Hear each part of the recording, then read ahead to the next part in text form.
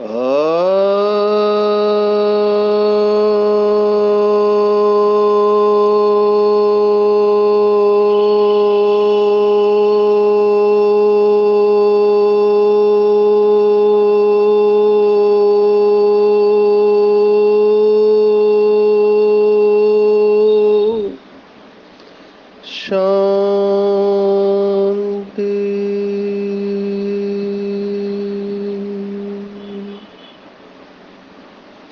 आज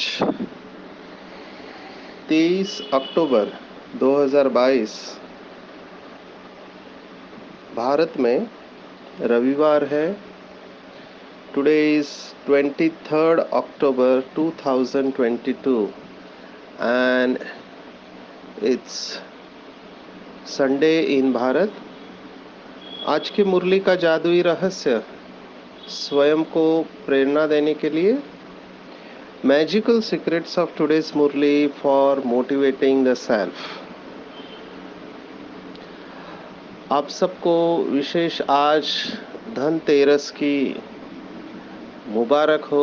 आज भारत में विशेष धनतेरस मना रहे हैं, पूरे विश्व में भी मनाएंगे। दिवाली के रहस्य में इसका महत्व बताया गया है और आप सभी ने बहुत अच्छे फीडबैक दे रहे हैं। मुझे बहुत खुशी हो रही है कि बाबा के बच्चे बहुत श्रेष्ठ पुरुषार्थ कर रहे हैं और अच्छे बाबा के बच्चे हैं। सभी की विशेषता है, इसमें माताएं भी है, भाई भी है, टीचर प्रोफेसर है, गांव में रहने वाले भी हैं, विदेश में रहने वाले हैं, दूर दूर कोने में रहने वाले ये सीक्रेट्स को सुन के अपनी ओपिनियन दे रहे हैं। बहुत खुशी हो रही है। आप सबको दीपावली की मुबारक हो।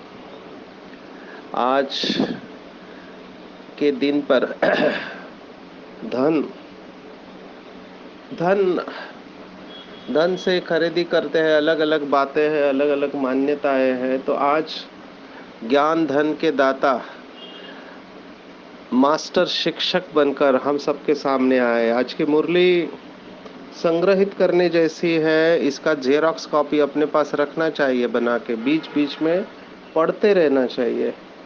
जो अच्छा टीचर होता है उसकी विशेषता होती है कि वो इस तरह से पढ़ाई पढ़ाता है कि उसके सभी बच्चे मेरिट में आते हैं। लौकिक में हम देखते हैं कितने सारे एडवर्टाइज करते हैं एंट्रेंस टेस्ट के लिए कि हमारे इतने बच्चों ने 100 आउट ऑफ 100 लिए।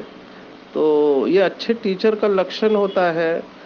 वो एग्ज़ाम के पैटर्न्स को समझ लेते हैं और उस अनुसार बच्चों को तैयार करते हैं पेपर्स के लिए। ऐसे कुछ बाप दादा हमको नंबर 1 आने के लिए प्रेरणा दे रहे हैं। आज की पूरी मुरली ऐसे है कि जिनको भी नंबर 1 आना है वो आज की मुरली के ऊपर गहन मनन चिंतन करे। समय कम पड़ेगा, इतनी गुह्य मुरली है। तो हम सार रूप में देखेंगे कि आज सत शिक्षक शिव बाबा अपने श्रेष्ठ शिक्षा धारण करने वाले गॉडली स्टूडेंट को देख रहे हैं। तो आज ये पूरी मुरली टीचर और स्टूडेंट के बीच में है। वैसे भी हम स्टूडेंट हैं, तो अभी एक गॉडली स्टूडेंट बन के आज टीचर ने क्या सुनाया है वो ध्यान से समझेंगे। बाबा ने शुरुआत ही ऐसे की है कि संगम युग पर पढ़ाने वाला एक है, पढ़ाई भी एक है, समय को वरदान भी है, वरदानी समय चल रहा है, लेकिन पढ़ने वाले पढ़ाई में नंबरवार है। तो ऐसा क्यों है? बाबा ने ये प्रश्न पूछा है सबसे पहले। लौकिक में ऐसे नहीं होता है। हर एक सब्जेक्ट के टीचर अलग होते हैं और हर एक क्लास के अनुसार किताबें अलग होती है। स्कूल की पढ़ाई अलग होती है, कॉलेज की महाविद्यालय की पढ़ाई अलग होती है, यूनिवर्सिटी की अलग होती है, पीएचडी के अलग होते हैं और सबके टीचर गाइड्स अलग अलग होते हैं, किताबें भी अलग होती है और कितने सारे सब्जेक्ट्स होते हैं। हमको याद है एमबीबीएस में हमको 6 सब्जेक्ट्स थे, अभी तो और उसको अलग अलग कर दिया है। हर साल में अलग अलग सब्जेक्ट्स होते हैं एमबीबीएस में। फर्स्ट ईयर में एनाटॉमी, फिजियोलॉजी, बायोकेमिस्ट्री होता है, हम जब थे तब 30 साल पहले। उसके बाद फिर पैथोलॉजी, फार्माकोलॉजी, माइक्रोबायोलॉजी,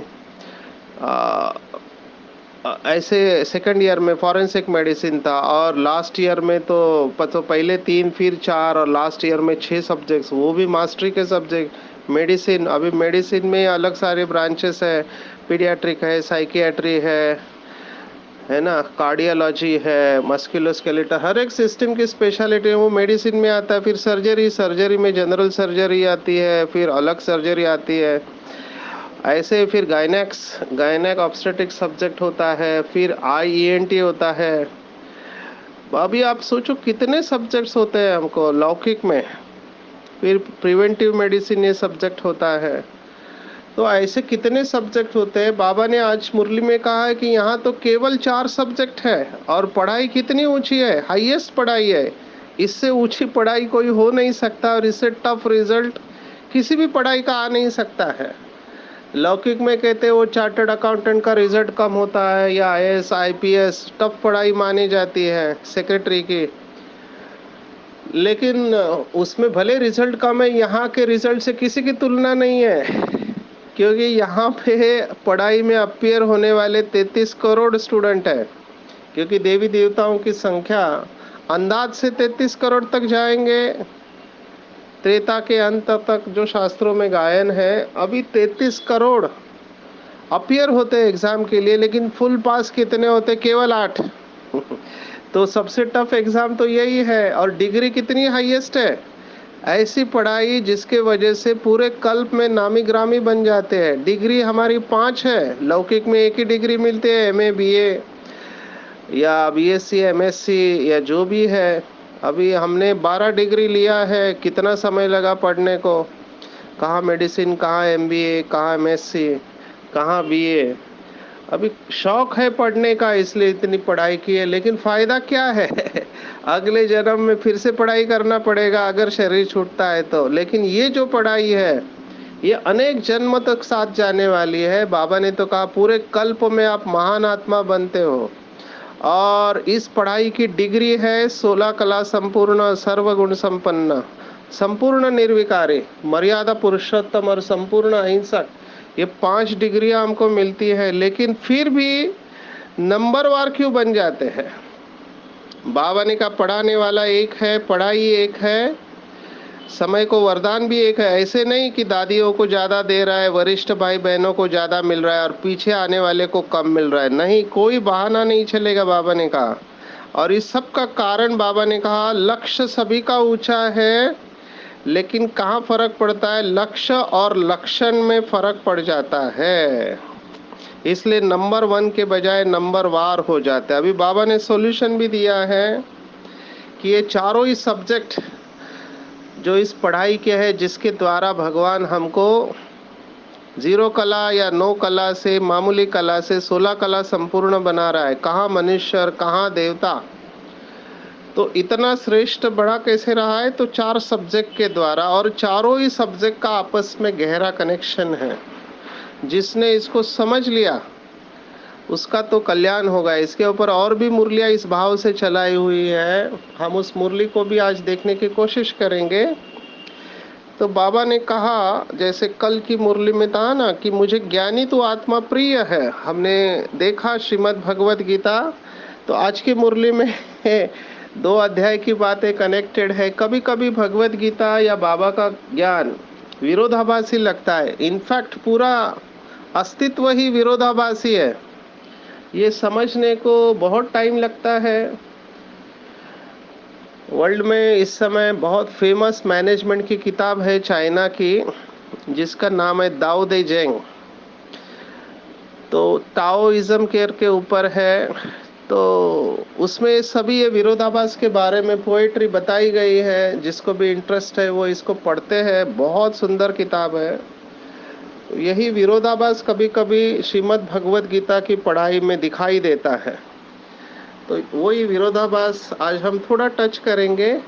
जैसे भगवत गीता का 6ठा अध्याय आत्म संयम योग या अभ्यास योग के बारे में बताए, कैसे योग करना चाहिए। तो उसमें 47 वर्षे से 47 है, उसमें 46वां श्लोक है, तस्माद् योगी भवार्जुना। क्योंकि ज्ञानी तपस्वियों से, कर्मयोगियों से योगी बनना है आपको। तो भगवान ने कहा कि आपको योगी बनना है 6ठे अध्याय में, और 7वें अध्याय में 16-17वां श्लोक है, चतुर्विधा भजन्ते माम, मेरे 4 प्रकार के भक्त है, ज्ञानी, अर्थार्थी, जिज्ञासु।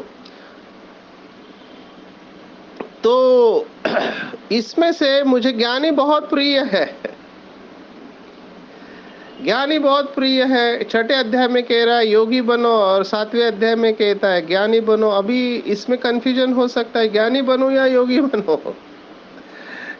और फिर 12वें अध्याय में और ही बात आई है। 12वें अध्याय में 12वां श्लोक है, श्रेयो हि ज्ञानम अभ्यासात ज्ञानात् ध्यानम विशिष्यते, ध्यानात् कर्म फल त्यागम, त्यागात् शांतिरनंतरम। माना ज्ञान से ध्यान श्रेष्ठ है, ऐसे फिर से 12वें अध्याय में आता है। और ध्यान से कर्म फल का त्याग श्रेष्ठ है, और जहाँ त्याग है वहीं पे शांति है। तो कई बार सुनने वाले को अगर उसका यथार्थ भाव नहीं समझा तो कंफ्यूजन हो सकता है। आज ये कंफ्यूजन है, भ्रम है, बाबा ने दूर किया है। जो बच्चे कहते हैं कि मैं ज्ञानी तो हूँ लेकिन मेरा योग नहीं लगता, बाबा ने कहा असंभव है, क्योंकि ये हो ही नहीं सकता। योग का आधार ज्ञान ही है। तो ज्ञान कौन सा है? ज्ञान में योग समाया हुआ है। ज्ञान, योग, धारणा और सेवा, ये चारों ही सब्जेक्ट कनेक्टेड है।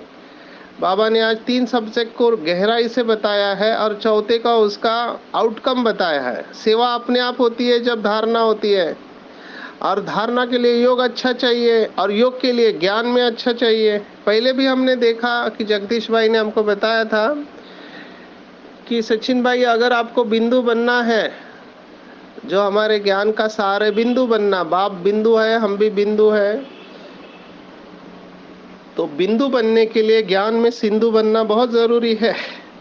तो ज्ञान कौन सा? तो ज्ञान 2 ही है, 2 शब्दों में ज्ञान है। बाबा ने बहुत बार मुरलियों में कहा है, आप और बाप, या अल्फ और बे, या रचयिता और रचना। तो मैं श्रेष्ठ आत्मा हूँ, और मुझ इस आत्मा का इस बेहद की रचना में श्रेष्ठ पार्ट है, बस इसमें पूरा ज्ञान आ गया। या 2 शब्दों में और अगर लेके जाए तो बहुत सिंपल बाबा ने कर दिया कि मैं बाबा का, बाबा मेरा, इसमें भी सब कुछ आ गया। तो जब ये ज्ञान है तो योग क्यों नहीं लगता? क्योंकि ये ज्ञान जो है हर समय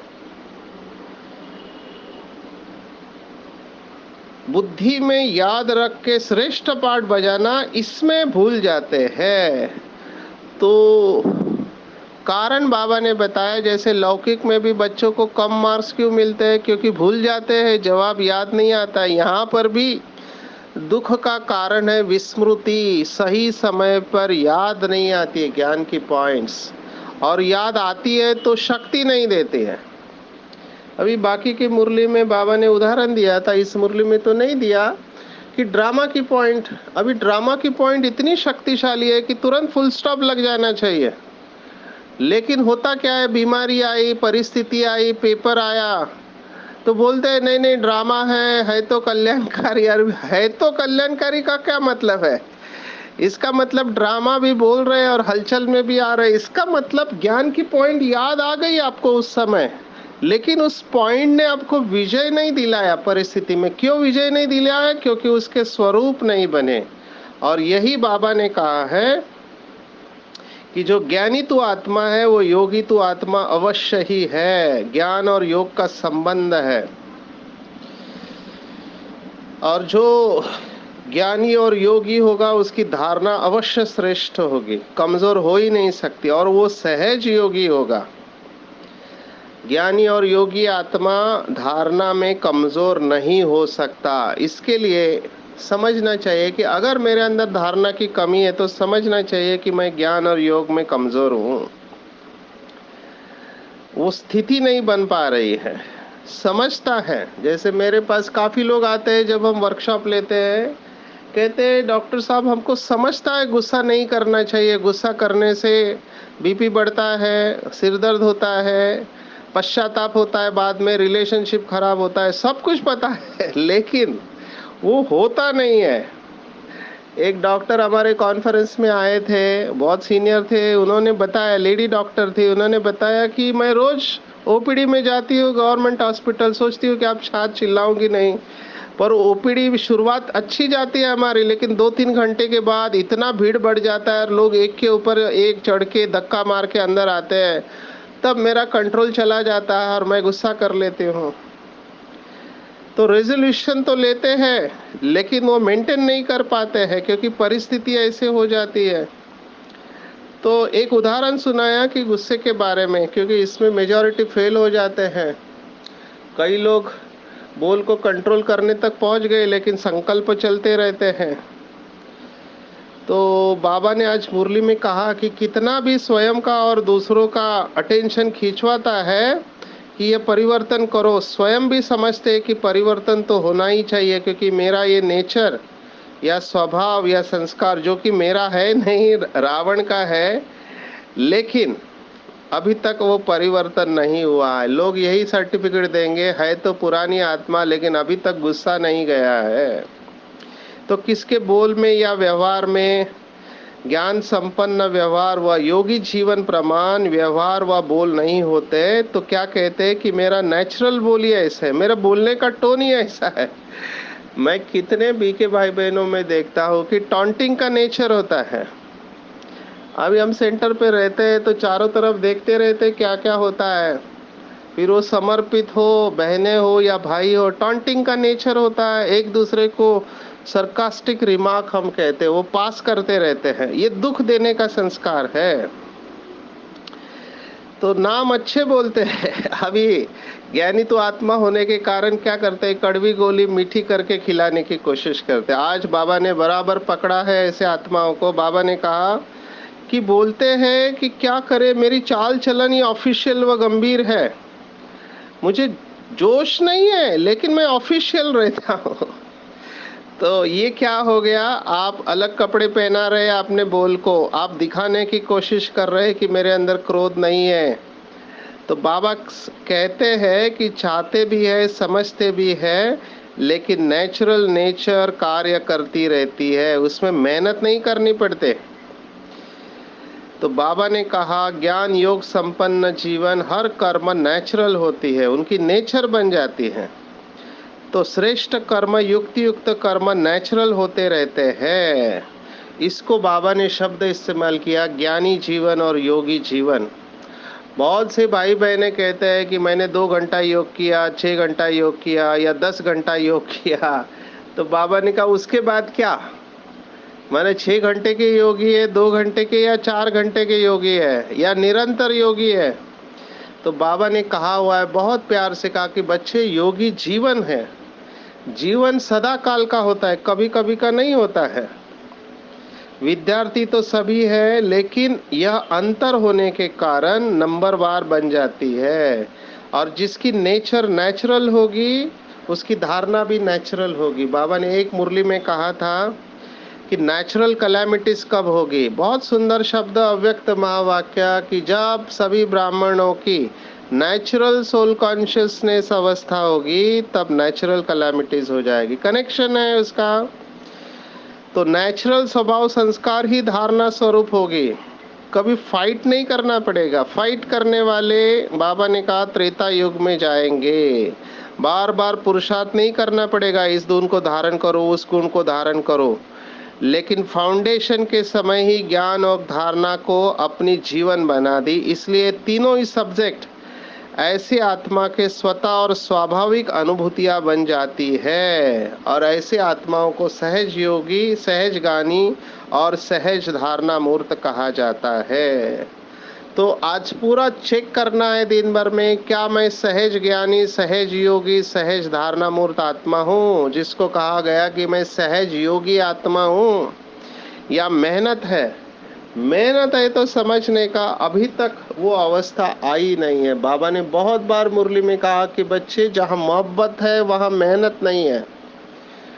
अव्यक्त महावाक्य है, जहाँ मोहब्बत है वहाँ मेहनत नहीं है। जो कहते हैं कि मुझे बहुत सहन करना पड़ता है, क्या करूं, मरना पड़ता है, उनके लिए बाबा ने कहा कि एक जन्म आप परमात्म प्यार में सहन करना सीखो, क्योंकि जहाँ पे बाबा से प्यार है, मुझे याद आ रहा है हमारे पंजाब जोन के इंचार्ज आमिर चंद भाई ने एक बार एनुअल मीटिंग में सुनाया था कि मेरे लिए सहज क्यों है, क्योंकि मैं बाबा को देखता हूँ कि बाबा कह रहा है मेरे को बच्चे सहन करो, चुप रहो, तो बस मुझे बाबा को खुश करना है। बाबा एक ही बार मेरे से कोई बात मांग रहा है तो मैं क्यों नहीं दूं बाबा को। तो जब हम बाबा को देखते हैं ना, बातों को नहीं देखते या व्यक्ति को नहीं देखते हैं, तब हमारे लिए बहुत सहज हो जाता है। हमने पहले भी आपको बताया था कि बड़ी दादी प्रकाश मणि दादी की 4 बातें है ना, निमित्त भाव, करण करावनहार बाबा, माया का पेड़, मैं और मेरापन। और विशेष दादी ने कहा था see father and follow father, do not see brother and sister. ये बहुत इंपॉर्टेंट बात है। अगर अपनी अवस्था को एक रस बनाना है तो सी फादर एंड फॉलो फादर, क्योंकि होता क्या है, चलते चलते एक दूसरे की कमी कमजोरियों के ऊपर दृष्टि जाती है, फिर वो लौकिक परिवार हो अलौकिक परिवार हो। और साइकोलॉजी कहते हैं, मनोविज्ञान कहता है, जिस बात के ऊपर आप चिंतन करते हैं वो आपके अंदर आने लगती है। तो जब हम दूसरों के अवगुणों को देखेंगे, उसके ऊपर चिंतन करेंगे, तो ऑटोमेटिकली हमारे अंदर आने लगते हैं। तो सी फादर एंड फॉलो फादर करेंगे तो बाबा की सभी विशेषता हमारे अंदर आ जाएगी। समझो परिस्थिति आती भी है, डिफिकल्ट सिचुएशन है, तो सोचना चाहिए कि इस समय बाबा क्या कहता, बाबा की श्रीमत क्या है इस परिस्थिति के लिए, और उसमें चलना है। बस उस परिस्थिति में बाबा के श्रीमत के अनुसार चलना है, तो विजय हमारी निश्चित है। तो सहज होना चाहिए। अभी हम फाइनल स्टेज में हैं, बहुत सहज होना चाहिए।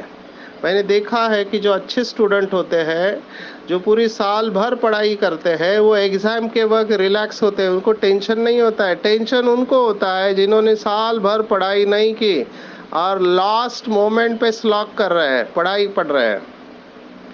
तो ये अपने अनुभव से आपको बता रहे हैं कि साल भर में हमने तैयारी की तो एग्ज़ाम के वक्त हम रिलैक्स रहते हैं।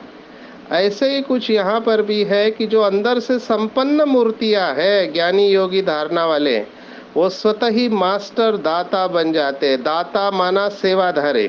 तो चौथा सब्जेक्ट ऑटोमेटिकली होता है, दाता जो होता है वो देने बगैर रह नहीं सकता, बाबा ने कहा। और ये अनुभव से कहते कि जो आत्मा अंदर से भरपूर होगी ना, वो ओवरफ्लो होगी। जैसे बकेट होता है पानी का, जब वो भर जाता है पानी से तो अपने आप पानी बहने लगता है और आजू बाजू के जितने भी स्थान है उसको शक्तिशाली करता है, धरनी को मजबूत बनाता है। तो ऐसी आत्माएं जो संपन्न है, उनके द्वारा, उनके चेहरे और चलन के द्वारा स्वतः ही सेवा होते हैं। तो बाबा ने आज कहा कि बच्चा ऐसा हो नहीं सकता कि मैं ज्ञान में तो अच्छा हूँ लेकिन धारणा में कमी है। तो बाबा ने कहा नॉट पॉसिबल, हो नहीं सकता, उसको ज्ञानी नहीं कहा जाता। बाबा ने 3 बातें आज बताई है, 2 बातें बताई है पहले की साकार मुरली में, 3 बातें बताई थी, मैं उसको रिवाइज कर रहा हूँ। बाबा ने कहा 3 स्टेजेस है, एक सुनना, दूसरा समझना, तीसरा स्वरूप बनना। अंडरलाइन करेंगे ऐसे, सुनना, समझना, स्वरूप करना। तो मुरली को सुनना है, मुरली को समझना है और मुरली का स्वरूप बनना है, जिसको बाबा ने कहा मास्टर मुरलीधर बनना है। अभी नंबर कहाँ लगते हैं कि वो समझना और उसको इंटीग्रेट करके कर्मों में इस्तेमाल करना, इसमें नंबर बन जाता है। तो स्वरूप लोग आजकल देखना चाहते हैं, मैं देख रहा हूँ। हम तो ट्रेनर हैं, पूरे भारत में जाते हैं सेवा में, तो मैं देख रहा हूँ लोग आजकल सुनना नहीं चाहते हैं, देखना चाहते हैं, क्योंकि उनको पता है बोलने वाले बहुत हो गए आजकल। ये एपिडेमिक है इस समय। किसका एपिडेमिक है? यूट्यूब चैनल का एपिडेमिक है, जूम मीटिंग का एपिडेमिक है। बहुत महामारी की तरह ये फैले हुए हैं, हर एक अपना चैनल खोलता है। तो ज्ञान की कोई कमी नहीं है, स्वरूप दिखाई देना चाहिए, क्योंकि बोल कई बार बहुत अच्छे होते हैं लेकिन कर्म में वो दिखाई नहीं देता। तो बाबा कहता है कि स्वरूप में नहीं लाया है, पढ़ाई को स्वरूप में लाओ। जितना जितना हमारा स्वरूप हो जाएगा ज्ञानी योगी जीवन का, तो निरंतर योगी निरंतर ज्ञानी बन जाएंगे। और संगठन में बाबा ने कहा योग करना चाहिए, क्योंकि संगठन से जो कमजोर आत्मा है उनको शक्ति मिलती है। लेकिन ऐसा नहीं होना चाहिए कि मैं संगठन में इसलिए योग कर रहा हूँ क्योंकि मेरा योग नहीं लगता और संगठन में मेरा योग लग जाता है। ऐसे भी है बाबा के बच्चे। तो बाबा ने आज कहा कि बच्चे आप ही तिथि डिसाइड करते हो। जैसे अभी दिवाली का धनतेरस, ये तो लौकिक जो कैलेंडर वाले हैं ये लोग डिसाइड करते। बाबा ने कहा आप सच्चे ब्राह्मण हो, आप जिस दिन डिसाइड करो उसी दिन दिवाली है। लौकिक में एक बहुत सुंदर गीत है जो मुझे अच्छे लगते हैं कई बार। जैसे बाबा मुरली में भी साकार फिल्मों के गीत लेते हैं, तो ये गीत कितना सुंदर है। तुम हो तो हर रात दिवाली, हर दिन मेरी होली है। तो जब बाबा हमारे साथ है तो हर क्षण हमारे लिए दिवाली और होली है। आजकल बाबा ने कहा छोटे छोटे बल्ब बहुत लगा देते हैं, ये सब बाबा के बच्चों की यादगार है कि पूरे विश्व में इतने बाबा के बच्चे फैले हुए जो जागती ज्योत है। मुझे तो ऐसे लगता है कि बाबा ने इन सब बच्चों को पूरे विश्व में इसलिए भेजा है कि वहाँ की आत्माओं का कल्याण करे। लास्ट में ये आत्माएं शरीर छोड़ नहीं पाएंगे और बाबा के बच्चे मास्टर मुक्तिदाता, जीवन मुक्तिदाता बन इन आत्माओं के कल्याण के लिए निमित्त बनेंगे। कहाँ कहाँ फैले हुए। अभी अरुणाचल प्रदेश गया था, इतना ट्राइबल एरिया है, वहाँ पे जाना मुश्किल है। एक गांव में 2 लोग 4 लोग रहते हैं और उनका गांव हो गया। आप सोचो, वहाँ पर भी बाबा के बच्चे जा रहे हैं। अभी कल एक भाई का फोन आया, अभी वो डॉक्टर है, हमारे पुराने बाबा के बच्चे हैं, सिकिलदे है, योगी है, नक्सलाइट एरिया में है। महाराष्ट्र के गढ़चिरौली करके एक डिस्ट्रिक्ट है, तो वो नक्सलाइट एरिया भामरागढ़, वहाँ पे अपनी सेवाएं दे रहे हैं। बहुत सीनियर डॉक्टर है।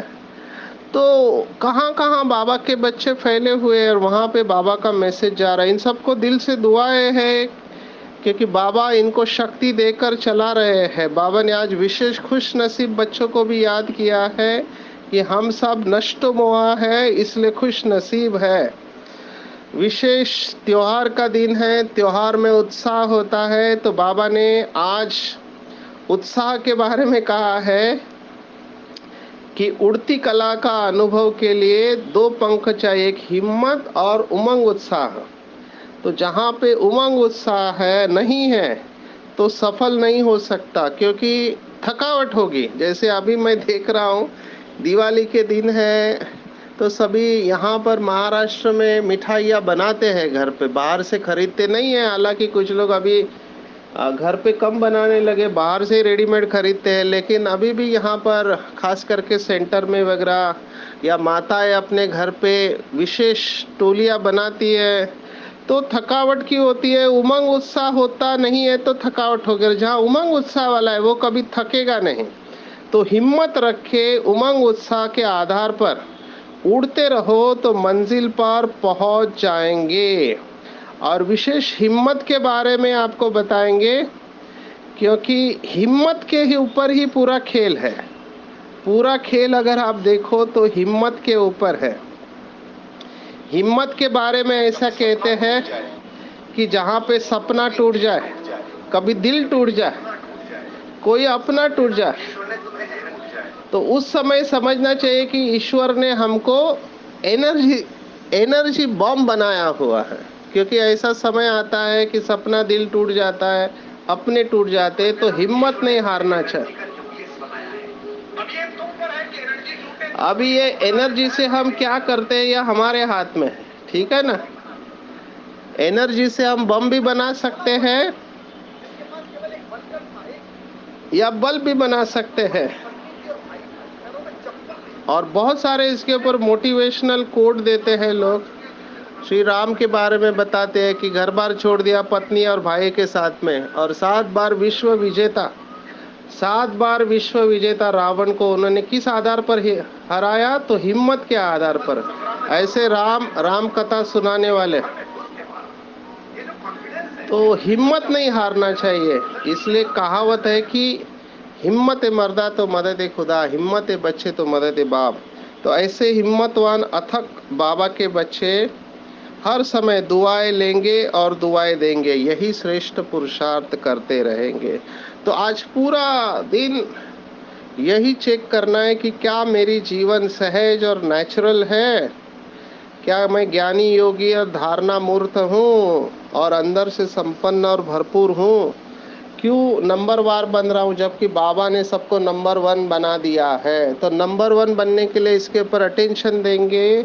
आज पूरे दिन भर अथक उमंग उत्साह में रहकर स्वरूप बनने की कोशिश करेंगे, सुनना समझना और स्वरूप बनना, और बाबा के दिल पर चढ़कर दिल तख्त नशीन बनेंगे। अच्छा, ओम शांति।